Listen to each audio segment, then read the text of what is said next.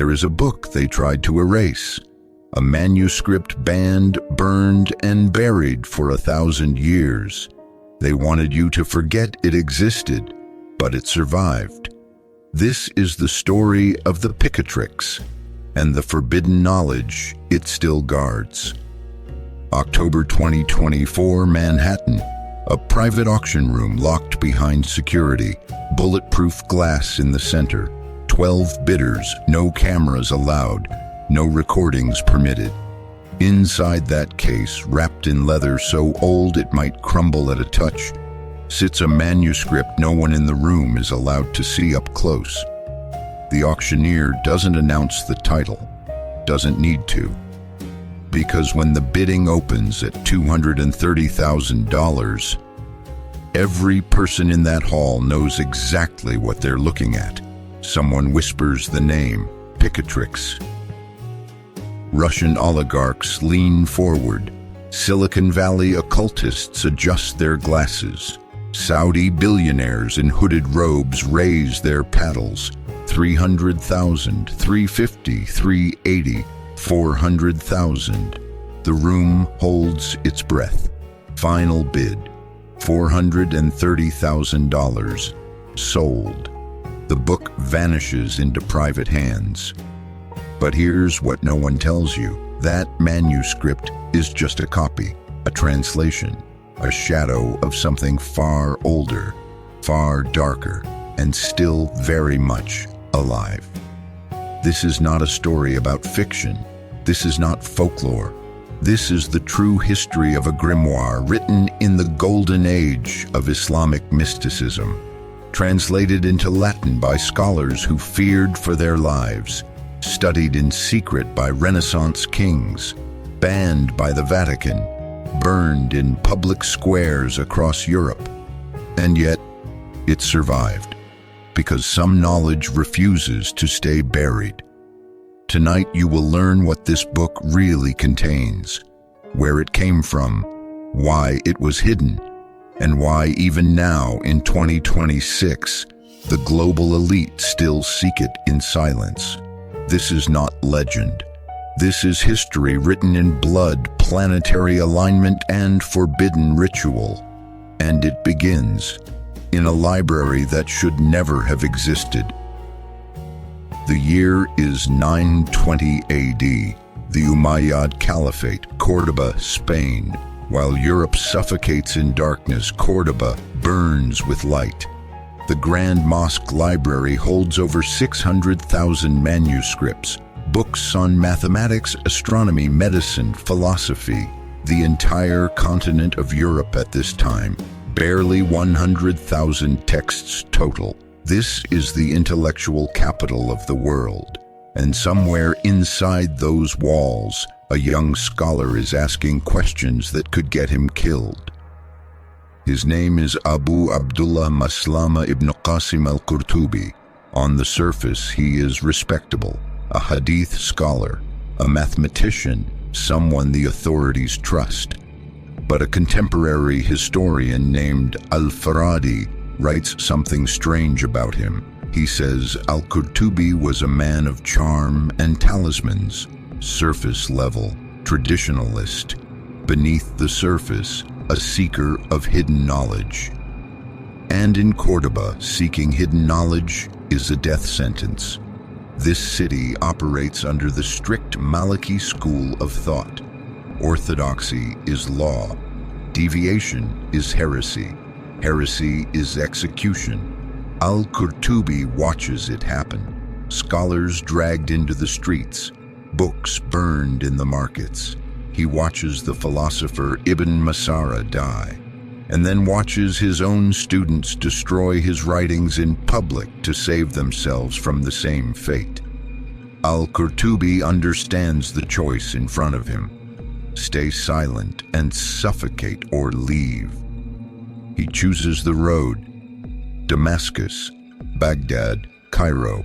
Al-Qurtubi travels east, searching for masters of the hidden sciences, the natural magicians, the astrologers who study the stars not for prophecy, but for power. In Baghdad, he finds them, a secret society known as the Ikhwan al-Safa, the Brethren of Purity. They study Neoplatonism, Hermetic philosophy, Islamic cosmology. They write epistles on mathematics, music, astrology, and the flight of the soul. They teach the science of letters, Ilm al-Huruf, and they teach al-Qurtubi something else, that the universe is not random, that every planet, every star, every celestial moment radiates influence. And if you understand the system, you can harness it. For years, al-Qurtubi studies Greek Hermetica, Sabian star worship rituals, 3rd century alchemical texts, celestial influences, al-Kindi's writings on cosmic rays, and in 954 AD he completes his first book, Rutbat al-Hakim, the rank of the sage. Subject: alchemy, transmutation, turning base metals into gold. But 5 years later, in 959 AD, he finishes something else, something darker, Ghayat al-Hakim, the goal of the sage. This book is different. Rutbat al-Hakim dealt with matter, metals, chemistry. But Ghayat al-Hakim, this is about astral magic. Al-Qurtubi claims he synthesized 224 occult texts to create it. 400 pages of planetary magic, talisman creation, spirit invocation, and rituals involving blood, bone, and things far worse. He dies in 964 AD. The book survives, but it carries no author's name, because in that world, authorship means execution. And so the manuscript slips into the shadows, anonymous, forbidden, waiting. But this is only the beginning, because what al-Qurtubi wrote in Arabic will soon be translated into Latin. And when it crosses into Christian Europe, it won't just survive. It will evolve into something even more dangerous. The manuscript sits in silence for centuries, passing through scholars, locked in private libraries, read in whispers, until the year 1256, Spain again, but this time a very different Spain. The Reconquista is in full swing, Christian kingdoms pushing south, reclaiming territory from Muslim rule. And in the kingdom of Castile, a king sits on the throne who is obsessed with one thing: power. Not just military power, not just political power, cosmic power. His name is Alfonso X, Alfonso the Wise, they call him. But wise is a strange word for what he truly is. Alfonso believes something. He believes that the reason the Islamic world has dominated for so long, the reason they conquered Jerusalem in 1187, the reason Baghdad's GDP alone exceeds all of Europe combined, is because they possess secret knowledge, hidden cosmic knowledge, knowledge locked in occult books. He believes that if he can access that knowledge, translate it, study it, he can shift the balance of power. And so he launches one of history's strangest projects. He gathers translators from across the known world, Jewish scholars fluent in Arabic, Hebrew, and Latin, Christian monks with access to forbidden texts, and he sets them to work. Translate everything: the grimoires, the star charts, the manuals of astral magic. Bring me the knowledge they've been hiding. And one day, his translators bring him Ghayat al-Hakim. They read it, they fear it, and they translate it anyway. But they don't just translate it, they alter it. They add sections from Kabbalah. They weave in Christian angelology. They Latinize the planetary spirits, and they give it a new name: Picatrix. No one knows exactly where that name comes from. Some say it's a corruption of Bucrates, the Arabic name for Hippocrates. Others say it was invented entirely, a code word to disguise what the book really is. But the name sticks, and the book begins to spread.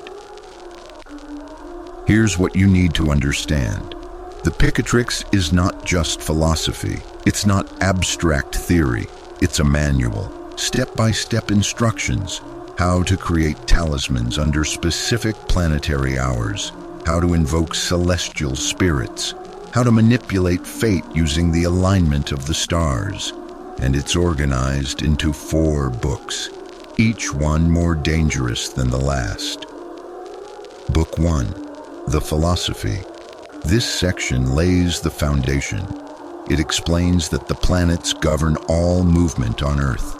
Saturn rules agriculture and death. Jupiter rules wealth, authority, and justice. Mars rules war, violence, and terror. The Sun rules power, leadership, and healing.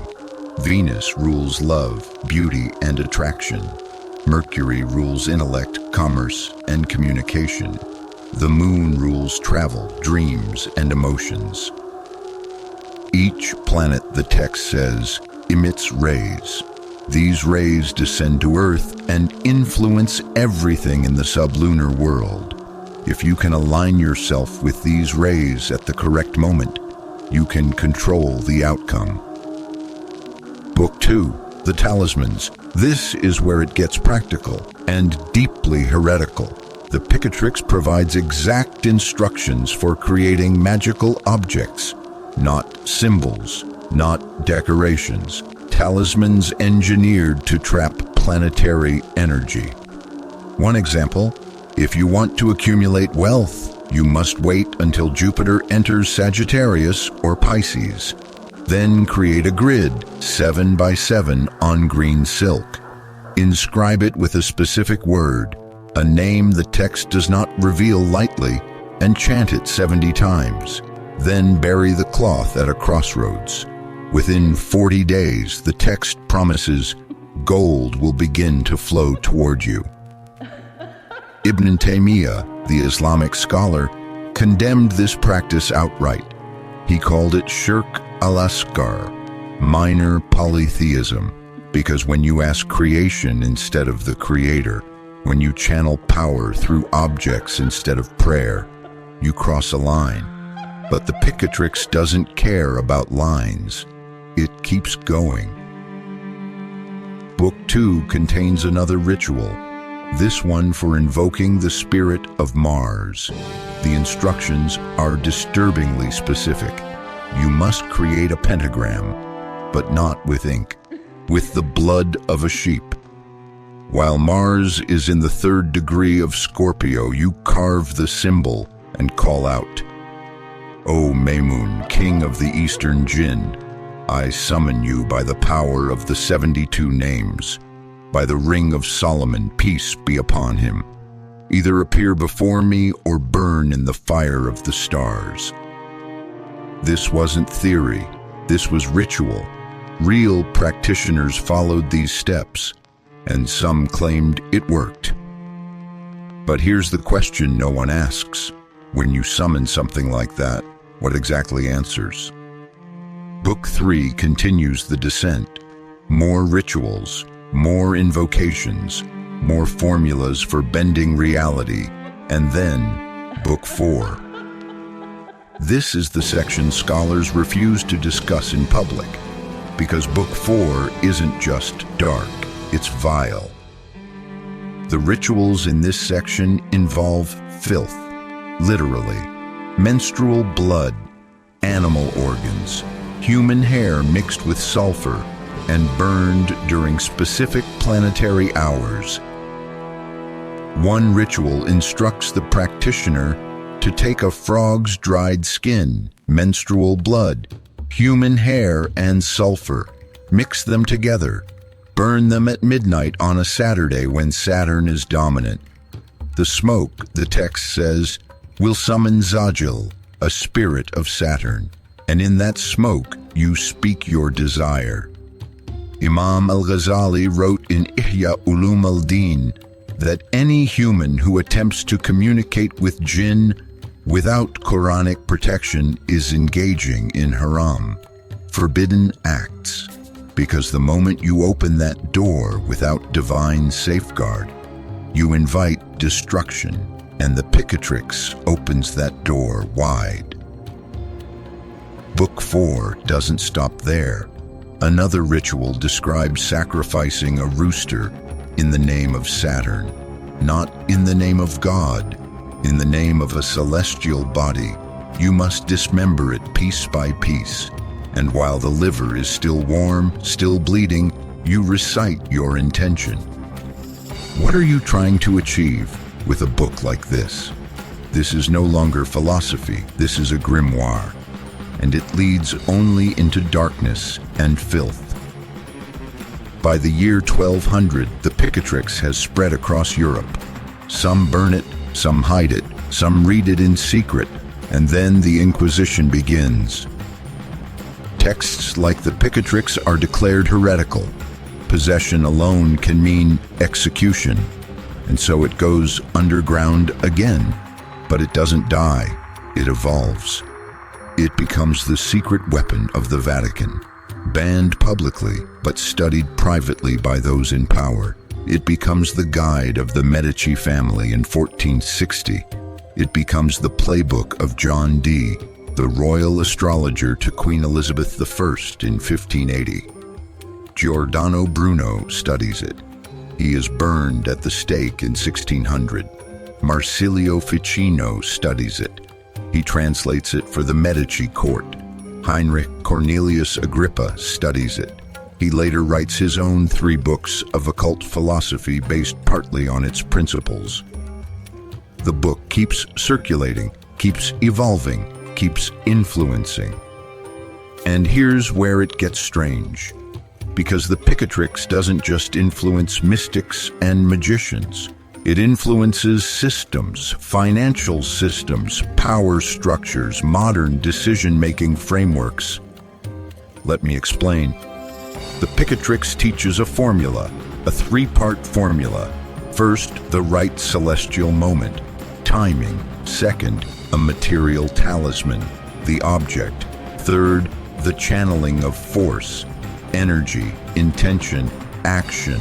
When all 3 align, the result manifests. Now look at modern financial markets. High-frequency traders wait for the optimal moment. They create a material instrument, derivatives, credit swaps, contracts.